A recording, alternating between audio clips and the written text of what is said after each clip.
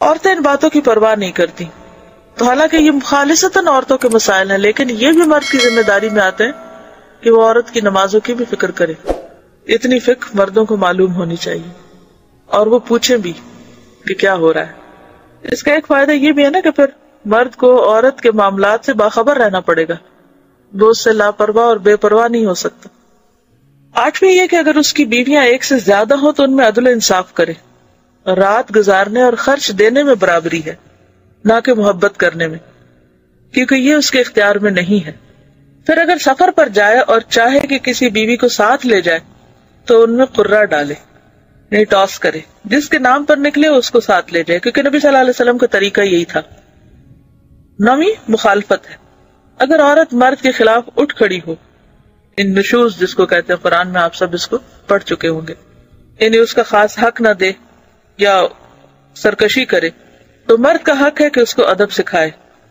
یعنی جائز بات میں بھی مرد کی بات سنے ہی نہ، مانے ہی نہ، اس کا حق نہ دے، تو پھر شوہر ہی کو اللہ نے ذمہ دیا ہے کہ وہ بیوی کو سمجھائے، اسے طاقت سے اطاعت پر آمادہ کرے. لیکن اس تادیب میں یعنی ادب سکھانے میں درجہ بندی کو ملحوظ رکھے، سٹیپ بائی سٹیپ.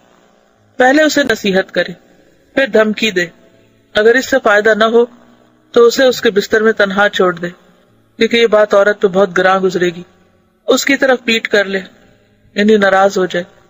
اس کا بھی اثر نہ ہو تو اپنا بستر الگ کر لے، اور اس سے 3 دن سے کم بول چال بند کر دے. 3 دن سے کم، زیادہ نہیں. پھر اگر اس سے بھی فائدہ نہ ہو تو اسے مارے، لیکن سخت نہ مارے، اور وہ یہ ہے کہ اس کا جسم خون آلود نہ ہو اور اس کے چہرے پر بھی نہ مارے. 10ویں جماع کے آداب سے متعلق مستحب ہے کہ بسم اللہ سے شروع کرے، قبلے سے منہ پھیر لے، جماع کے وقت اوپر کپڑا ڈال لے، ننگا نہ ہو، اور یہ کہ پہلے کھیل اور مانکا اور بوس و کنار شروع کرے. بعض علماء جمعہ کے روز جماع کرنا مستحب سمجھتے ہیں. پھر جب مرد فارغ ہو جائے تو اسی حالت میں کچھ دیر ٹھہرا رہے تاکہ عورت بھی فارغ ہو جائے، کیونکہ عموماً عورت کا انزال مرد کی نسبت دیر سے ہوتا ہے. حیض کی حالت میں اور پخانہ کی جگہ میں مجامت کرنا جائز نہیں. اگر دوبارہ مجامت کرنا چاہے تو اپنی شرمگاہ کو دھو کر وضو کر لے.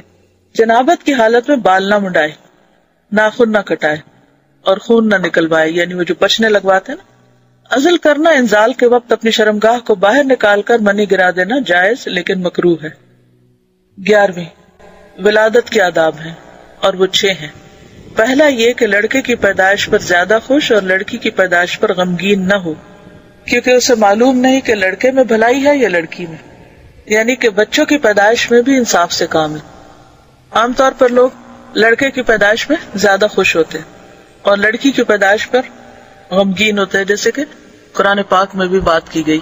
دور جاہلیت میں خاص طور پر ایسا ہوتا تھا. وَإِذَا بُشِّرَ أَحَدُهُمْ بِالْأُنثَىٰ ظَلَّ وَجْهُهُ مُسْوَدًّا وَهُوَ كَظِيمٌ يَتَوَارَىٰ مِنَ الْقَوْمِ مِنْ سُوءِ مَا بُشِّرَ بِهِ أَيُمْسِكُهُ عَلَىٰ هُونٍ أَمْ يَدُسُّهُ فِي التُّرَابِ أَلَا سَاءَ مَا يَحْكُمُونَ.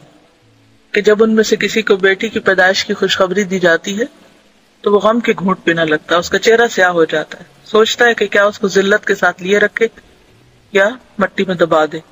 کتنا برا ہے فیصلہ جو وہ کرتے. تو بات یہ ہے کہ کسی کو نہیں پتا کہ اس کا فائدہ لڑکے کی پیدائش میں ہے یا لڑکی کی پیدائش میں. کون کس کے حق میں زیادہ بہتر ہے اللہ ہی جانتا.